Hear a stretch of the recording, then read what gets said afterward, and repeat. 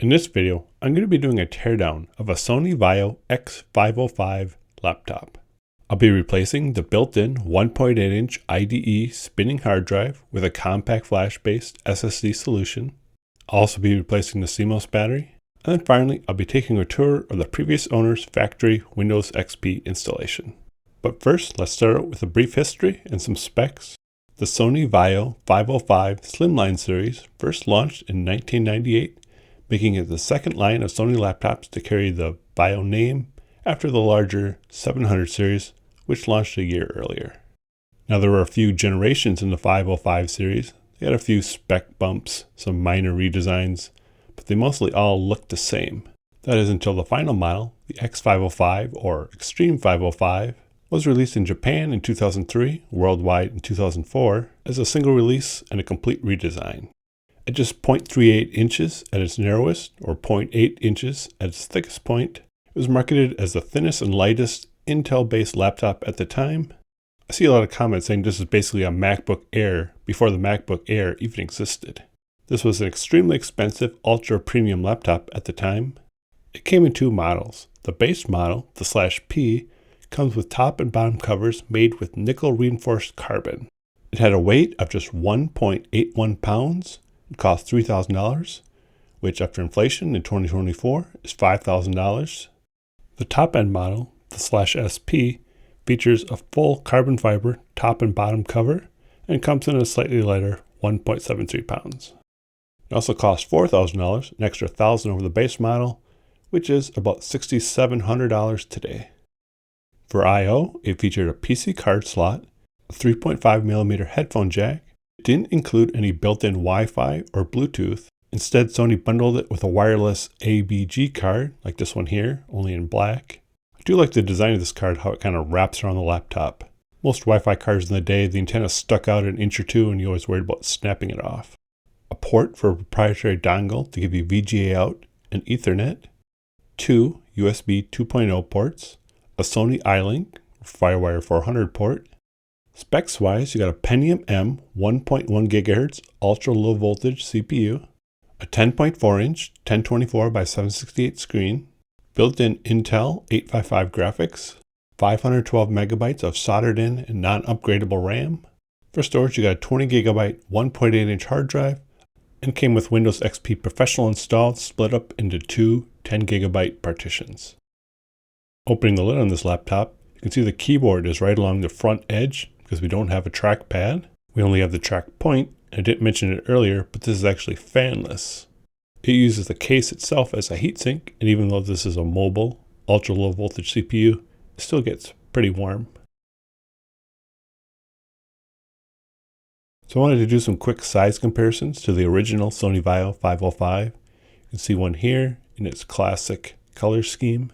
Even though the original 505 was known as a really compact laptop, you can see the Extreme 505 is much thinner with the maximum thickness seeming to be set by the size of the round lithium cells that it needs to use in the battery pack. The best modern device that I have to compare to is the Surface Pro. It's actually pretty similar, but again it's being held back by its battery pack. I'm not sure if the flat battery cells that you see in modern laptops even existed or were being used. This is also the era when everything had removable batteries. So I just have one accessory to show off, and it's the sleeve carrying case. You can see it's custom shaped just for the X505. It opens from the end with a Velcro flap, and it has a nice soft felt lining inside. I have to say the X505 still looks pretty modern despite being 20 years old with completely obsolete hardware. Picking it up, it's deceptively light even by modern standards. So now let's get started with their teardown, beginning by removing the battery, then the PC card plug.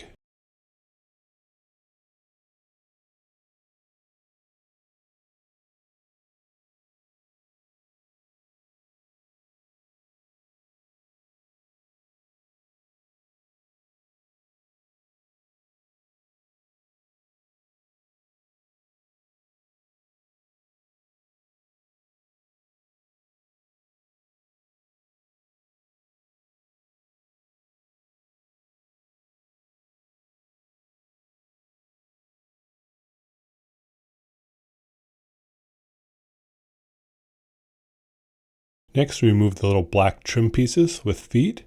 There's a little rubber plug covering the screws. We'll want to keep track of these because there's multiple plugs of different thicknesses used here.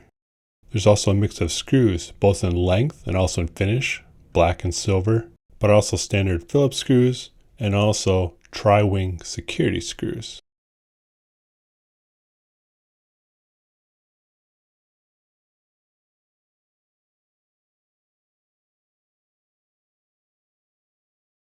So here's our first tri-wing screw. I used a bit labeled 2.0Y. I believe Nintendo is known for using a lot of tri-wing screws on their devices. Another note, I noticed that later revisions of the X505 used a standard Phillips screw in this particular position instead of a tri-wing.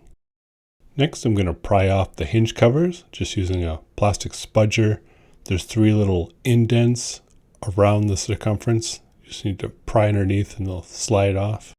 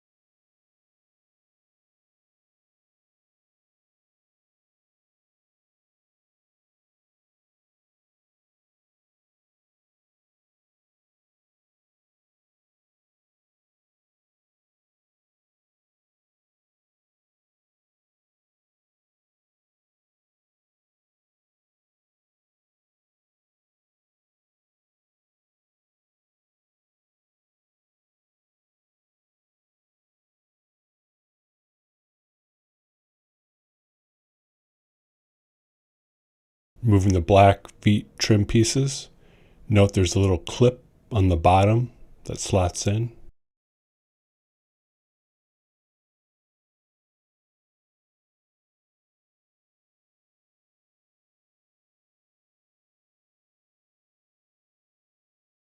Next, remove the inner hinge covers. These are also held in by a couple of tiny clips. We use a spudger. These inner covers are more delicate than the outer covers. As you can see, there's a large cutout, making for some thin plastic. You gotta be careful when you remove it. This ends up cracking when I do the other side.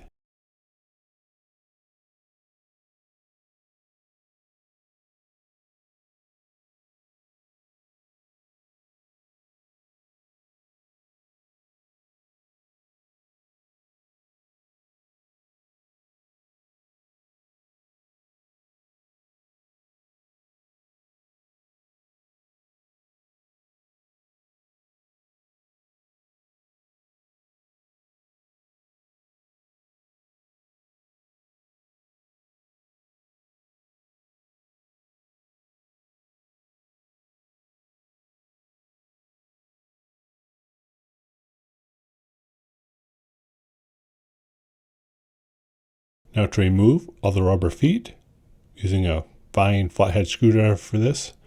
They all have some adhesive on the bottom. They're stuck on top of screws, and they're multiple different thicknesses.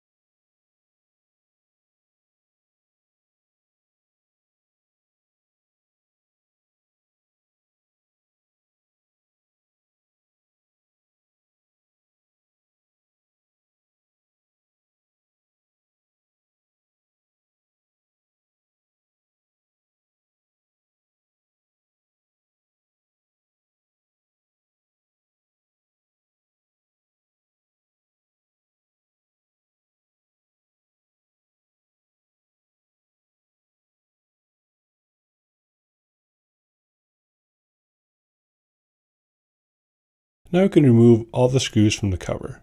Again, there's a mix of different types, Phillips, tri-wing, different finishes, silver, black, and different lengths.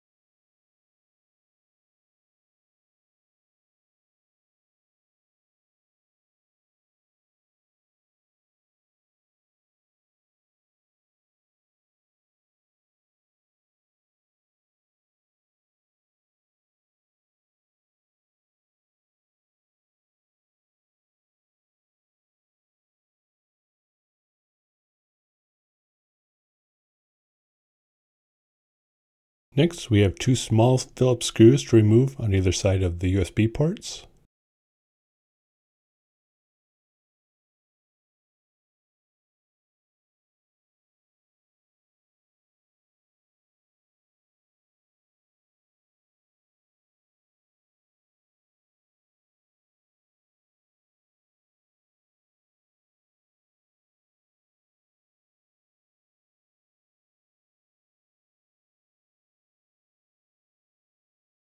And next, two small Phillips screws to remove back behind the battery.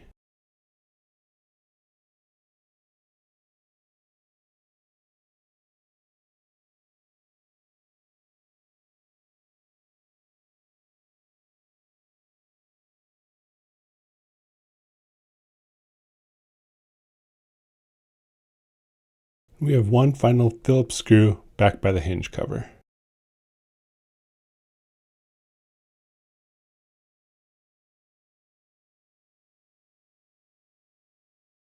Now to remove the top cover, we're just going to kind of lift it off with it hinging at the front. There are some weak clips along the sides. I found it easier just to slide my fingernail down the seam to pop the clips instead of trying to use a spudger.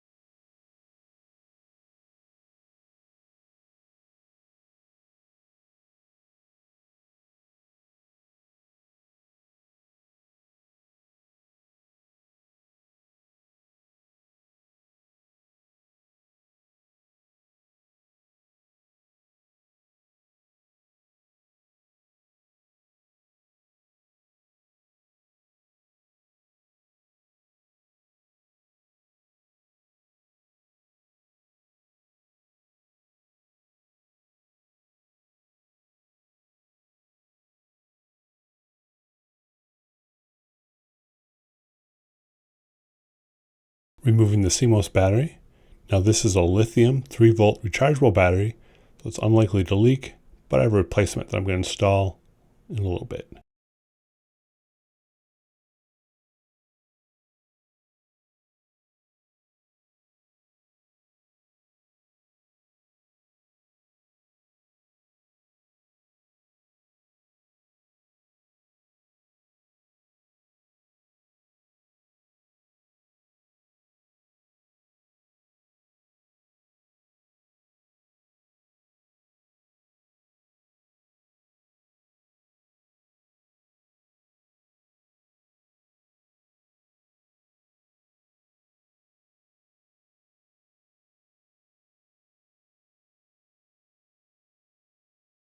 Now we can start removing the hard drive. First, we have this ribbon cable sitting over the top of the drive with our USB ports. We need to gently pry this off with our plastic spudger. It's just held in by friction.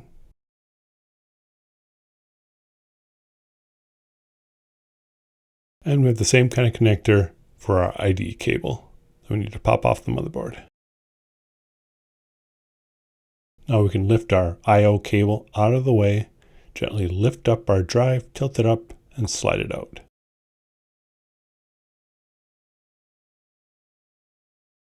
Here we have our original 1.8-inch 50-pin Toshiba hard drive.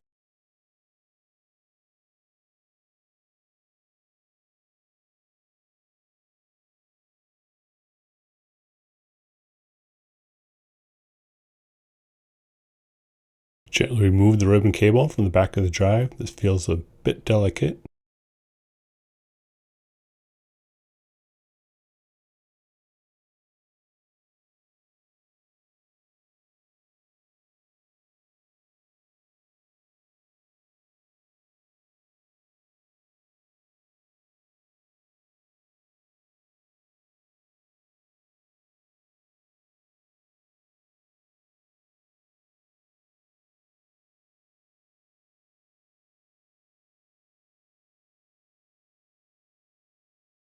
So to replace our hard drive, I'm using a standard compact flash to 1.8-inch 50-pin IDE adapter. You can see I've removed the drive select jumper and replaced it just with a small piece of wire, just to save some space since it sticks up a bit. I'm going to use a 32GB industrial compact flash card. Industrial cards are flagged as non-removable. This can simplify things when you're using XP and newer operating systems.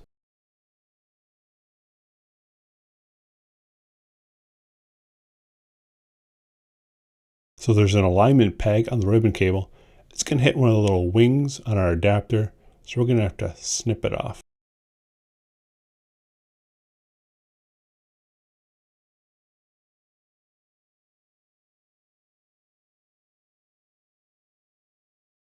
Also notice the little pin 1 indicator on our adapter is actually the 4th pin down.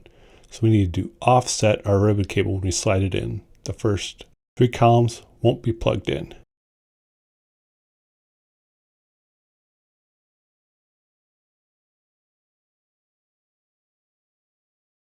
So I'm kind of playing around with the adapter a little bit, seeing how much it's going to wiggle around. Probably isn't a big issue. It's not really viable to use double-sided tape since this is mounted upside down. I'm just going to use some Kapton tape from above to kind of keep it in place a little better. Now we just line up the connectors for the IDE and I/O ports, push them straight down, and then I'm strategically placing some Kapton tape just to minimize the drive moving around.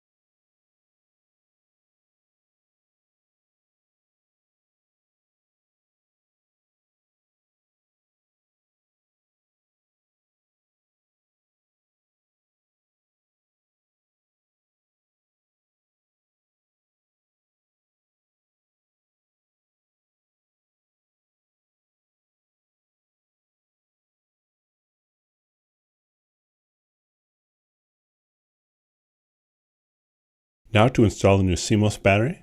I was contacted by Roman of Rome Tech Batteries. They specialize in CMOS batteries. He wants to supply batteries for these older machines. Luckily, I keep all the old CMOS batteries I pull from these machines. I can cut off the heat shrink wrap around the cell, see what type it is, if it's rechargeable or not, and then take close-ups of the battery connector itself too. We were pretty much able to find a replacement battery for all the laptops I've worked on before. There were a few, like the original 505 series, which is actually looking to get manufactured again. A lot of times I don't upgrade my CMOS batteries. I just pull them because I have no idea what kind of battery I'm going to need until I've pulled it apart. I can't really order them ahead of time. I don't want to stop in the middle of an installation, wait for a couple days for a battery to come in. Hope I found the right match based on the pictures. So back to the specific install, the X505 Extereme is a pretty rare laptop, and they don't actually make the battery connector anymore. I did find a new battery with the same specs that plugs in just fine, although the connector's got some little wings on it. The position of the battery connector on the motherboard is kind of in an awkward spot, right up against the edge, so I found it easier just to remove the 3 screws near the connector, gently pry up just a little bit, and then I was able to plug it in just fine. Here I'm putting the screws back in. A key thing with replacement batteries is if it was rechargeable or not. When I cut open my batteries, I was able to see from the part number on the batteries. You can also test voltages, but you don't want to put in a non-rechargeable lithium battery into a laptop that's trying to charge, put voltage into it.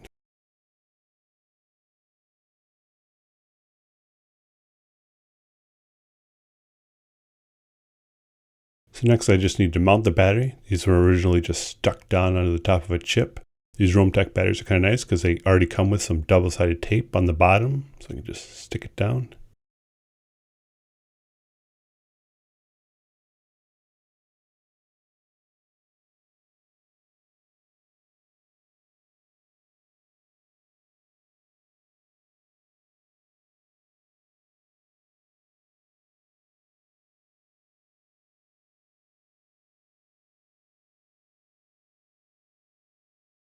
Now we can begin the reassembly, hinging the cover into the front, tipping it down, and re-engaging the clips.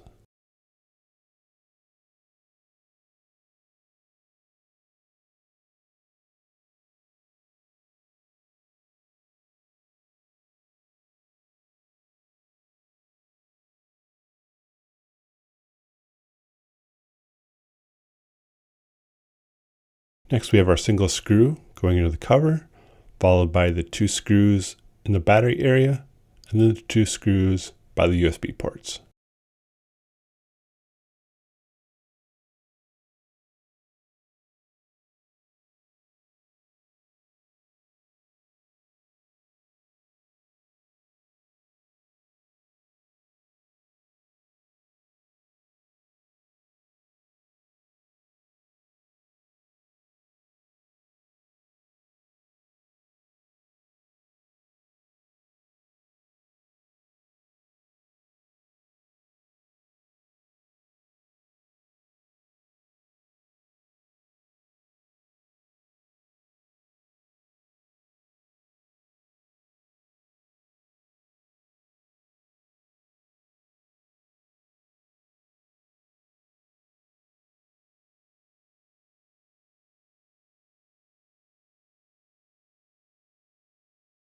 Now to reinstall the cover, remembering the screws have different finishes, black, silver, Phillips and tri-wing, and different lengths.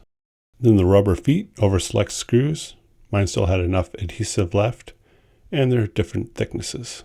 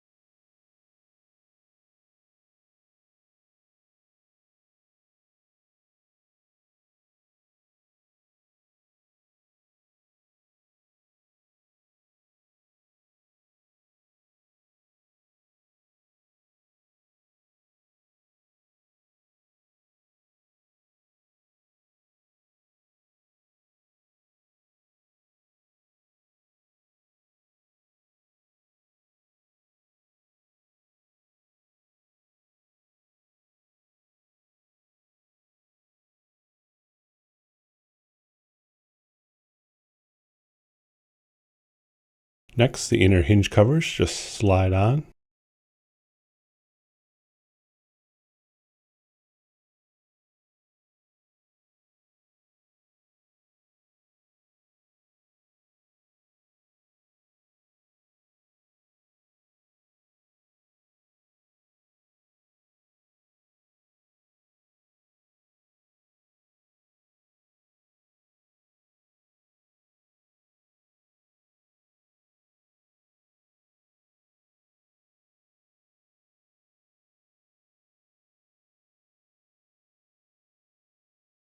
We have the little black trim pieces that go on the hinge covers.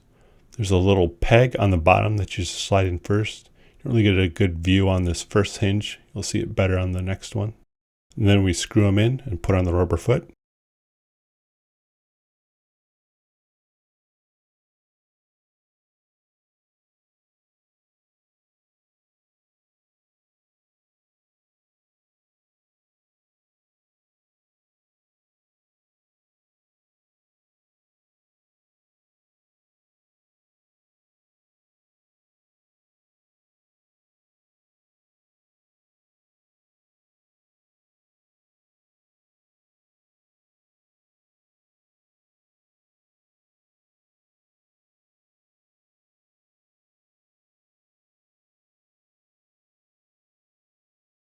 The outer hinge covers slide on now.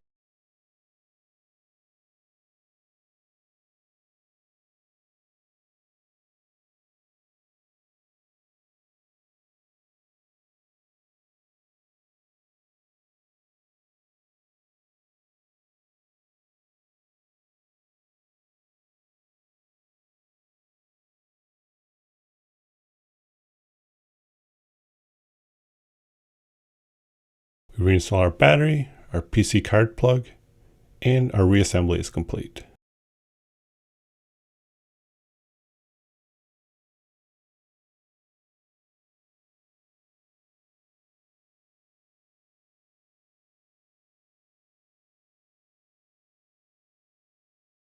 So now let's take a quick look at the BIOS.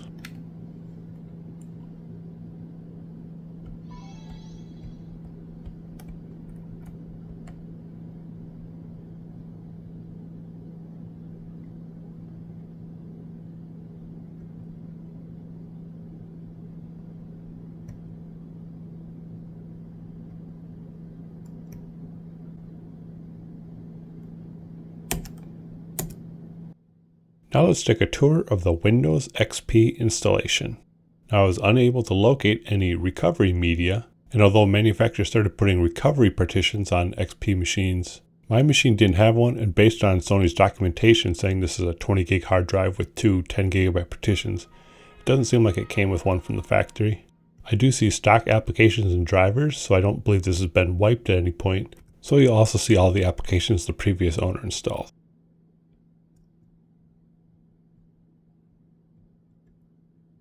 First up is Picture Gear Studio. This is an image catalog software bundled with Sony Vaio computers.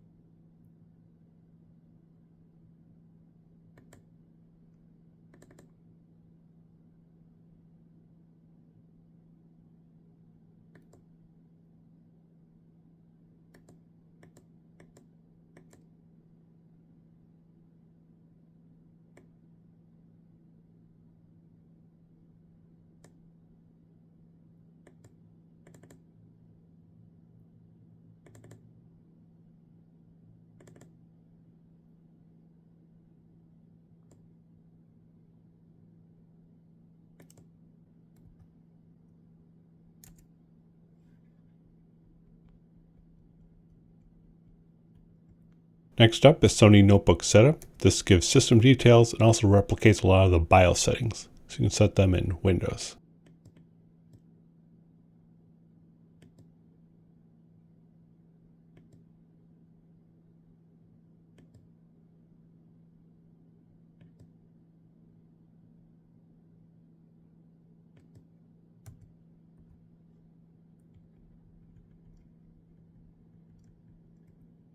We have Sonic Stage, a music player and manager.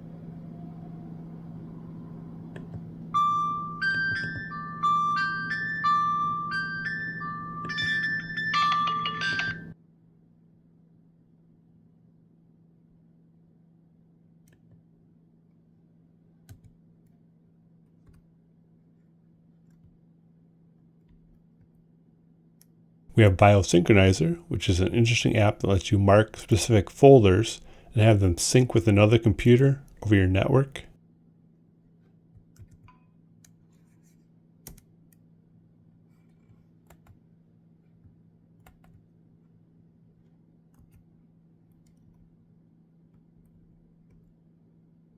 We have a Sony Diagnostics app. I don't think I've seen this on any other BIOS before.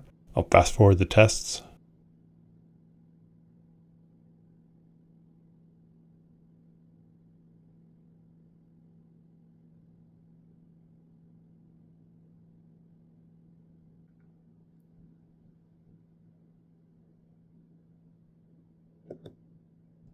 These next ones are some utilities that the original owner had installed. Thought they were kind of interesting. It had a couple tools like this keyboard cleaner and mouse cleaner. Basically, it'll disable the keyboard so you can kind of wipe it down without getting bad keystrokes. Same for the mouse. Then a utility with a ton of different customization options. Things like hiding and showing drive letters, changing different Windows default settings. I think mostly working by changing a bunch of different registry keys. Kind of reminds me of like Power Toys. I'm not completely sure what this next one is. It seems to be some kind of online store, which obviously won't work anymore, but it does have a demo, so I'm trying it out.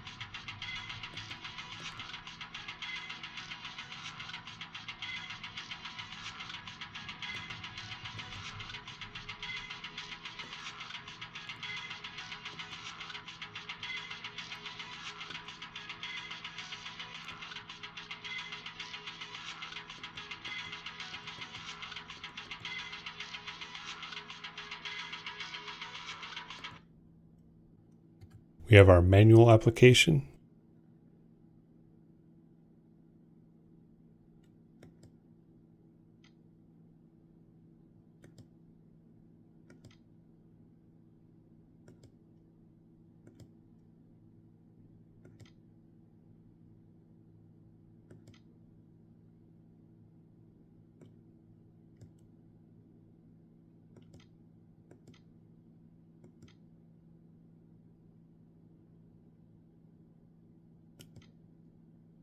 Here's a quick test of the on-screen controls for mute, volume, brightness.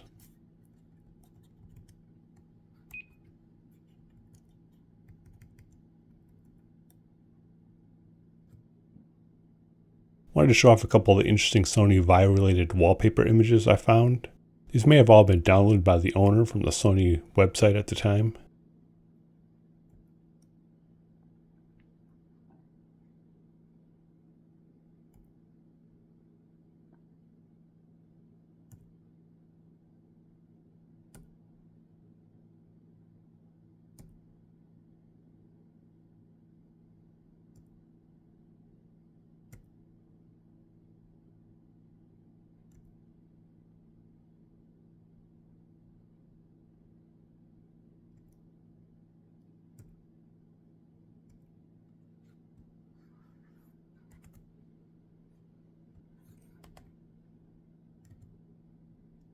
And finally, let's check out the Windows system properties.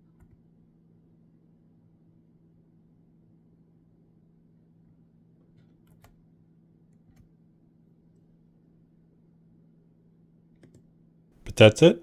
Thanks for watching.